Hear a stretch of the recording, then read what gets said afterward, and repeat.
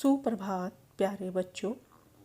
ई शिक्षण के माध्यम से अपने पाठ्यक्रम को आगे बढ़ाते हुए हम आज अपनी व्याकरण की पुस्तक व्याकरण नयन के पाठ 12 में उपसर्ग के बारे में पढ़ेंगे।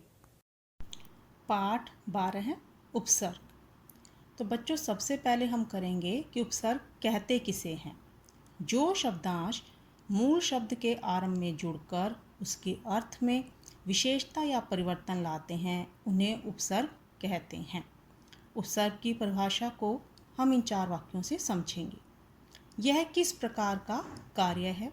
किसी का अपकार मत करो। सदा उपकार करने की बात मन में रखो। तरबूज का आकार बड़ा है। इन चारों वाक्यों में ये जो रंगीन शब्द हैं प्रकार, अपकार, उपकार और आकार, इनमें जो कार शब्द का प्रयोग हुआ है उसका अर्थ है करना या बनाना। परंतु इन वाक्यों में कार से पहले प्र, अप, उप और आ शब्दांश लगाए गए हैं और इन्हें ही उपसर्ग कहते हैं। ये शब्दांश लगाने से इनके अर्थ में परिवर्तन हो गया है। जैसे प्र जमा कार प्रकार, प्रकार का अर्थ होता है किस्म। अप जमा कार अपकार, इसका अर्थ है अहित। उप जमा कार उपकार, इसका अर्थ है भलाई। और आ जमा कार इसका आकार, इसका अर्थ है स्वरूप। तो इन सभी शब्दों में कार मूल शब्द है और जो शब्दांश कार से पूर्व जोड़े गए हैं प्र, अप, उप, आ, वे क्या हैं? उपसर्ग हैं। तो बच्चों, उपसर्ग के बारे में हमें एक बात यह ध्यान रखनी है कि इन शब्दांशों का कभी भी वाक्य में स्वतंत्र रूप से प्रयोग नहीं किया जाता। इनका प्रयोग केवल मूल शब्दों से पहले किया जाता है। हिंदी में प्रयोग हो रहे उपसर्गों को 4 वर्गों में बांटा जा सकता है। संस्कृत के उपसर्ग, हिंदी के उपसर्ग, विदेशी भाषा जैसे उर्दू, अंग्रेजी के उपसर्ग और उपसर्ग की भांति प्रयुक्त संस्कृत के अव्यय। पहले हम करेंगे संस्कृत के उपसर्ग। ये वे शब्दांश होते हैं जो संस्कृत भाषा से हिंदी में ज्यों के त्यों प्रयोग में लाए जाते हैं, अर्थात उनमें कोई भी परिवर्तन नहीं किया जाता। अ का अर्थ होता है अभाव, निषेध, हीन। इससे नए शब्द बनते हैं अज्ञान, अधर्म, अभाव, अलौकिक।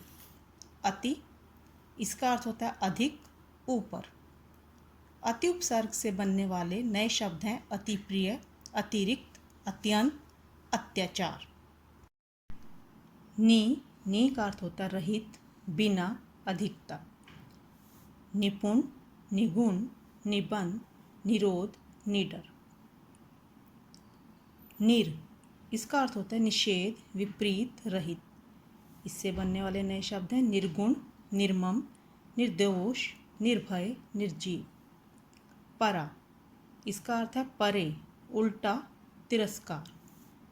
पराजय, पराभव, परामर्श, पराक्रम। बच्चों, अब हम करेंगे हिंदी के उपसर्ग।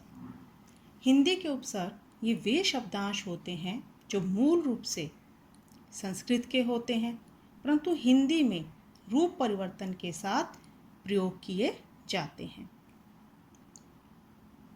अ का अर्थ है अभाव, निषेध। अमर, अज्ञान, अजर, अशांत। अन का अर्थ है निषेध, अभाव। अनबन, अनपढ़, अनहोनी, अनजाना। अध का अर्थ है आधा। अधमरा, अधपका, अधखिला, अधकचरा। इसका अर्थ होता है एक कम। 29, 49, 59, 69। कु का अर्थ होता है बुरा। कुढंग, कुचाल, कुपात्र, कुरूप। अब हम करेंगे विदेशी भाषा के उपसर्ग। इसमें पहले आते हैं उर्दू भाषा के उपसर्ग। कम का अर्थ है हीन, थोड़ा। कमजोर, कम अक्ल, कम बख्त। खुश का अर्थ है अच्छा, प्रसन्न। खुश दिल, खुशहाल, खुशबू। गैर का अर्थ है निषेध, गैर हाजिर, गैर कानूनी, गैर सरकारी। दर का अर्थ है में। इससे बनने वाले नए शब्द हैं दरअसल, दरमियान, दरकार। इसी तरह बच्चों कुछ अंग्रेजी भाषा के उपसर्ग भी दिए गए हैं, जैसे सब। सब का अर्थ है अधीन, नीचे।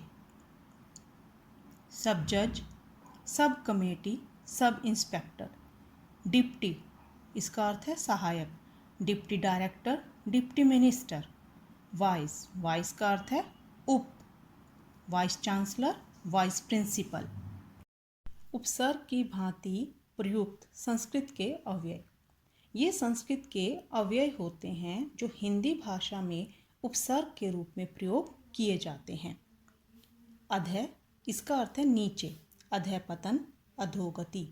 अलम, इसका अर्थ होता है काफ़ी। अलंकार, अलंकृत। अंतर, इसका अर्थ है अंदर। अंतरात्मा, अंतर्राष्ट्रीय।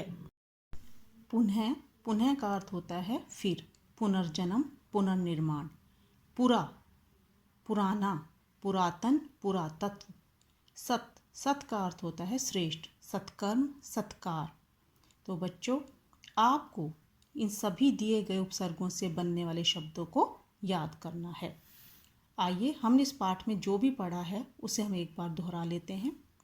जो शब्दांश मूल शब्द के आरंभ में जुड़कर उसके अर्थ में परिवर्तन लाते हैं उन्हें उपसर्ग कहते हैं। उपसर्गों का प्रयोग स्वतंत्र रूप से नहीं किया जाता।